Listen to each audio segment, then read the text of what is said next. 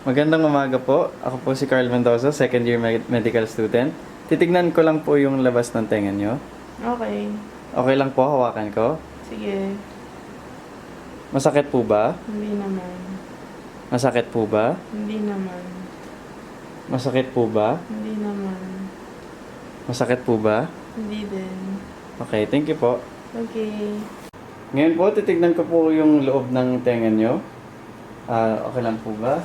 Okay lang. Okay.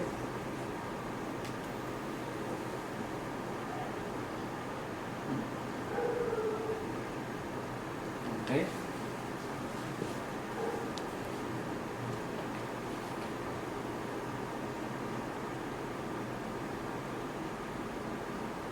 Okay. Ngayon po, titest ko po yung pandinig nyo. Pakinggan, sabihin niyo po sa akin kung saan niyo po naririnig. Saan niyo po naririnig? Pantay lang sa kanan at kaliwa. Ngayon po, sasabihin niyo po sa akin kung wala na po kayong marinig. Tapos paglipat ko po, ganun din po. Sasabihin niyo sa akin pag wala na po kayong marinig. Tapos dann sasabihin niyo po sa akin ano po yung mas matagal yung narinig. Okay.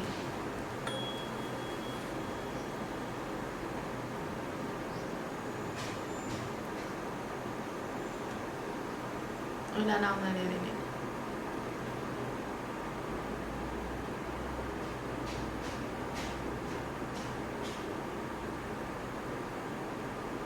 Wala na akong naririnig. Mas mahaba yung pangalawa.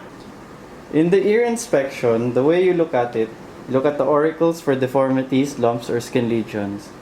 In the tug test, you look for acute otitis externa.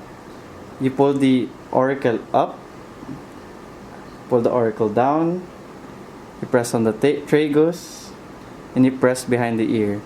The way I go about it is I pull up, press the tragus, pull down, and then press the back of the ear, asking each if there are any pain noted.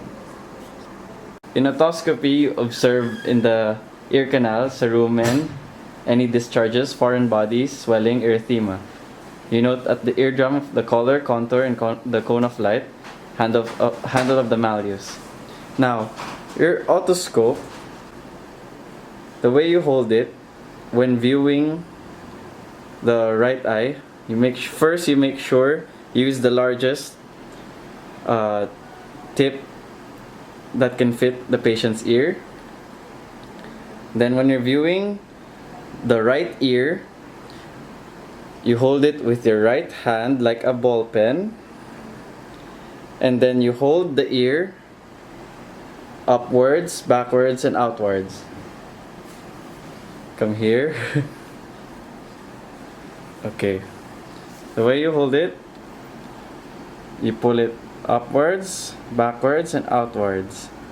Then you insert the otoscope while holding it like a pen. Be careful not to put it too deep or it will hurt the patient. You do that on both ears. To test for hearing loss, there are two tests. The Weber's test, which tests for lateralization, and Rhine's test, which tests air conduction versus bone conduction. In the Weber's test, you take your 512 Hz tuning fork, hit it on a bony surface like your elbow, put it on the glabella or on top of the forehead of the patient.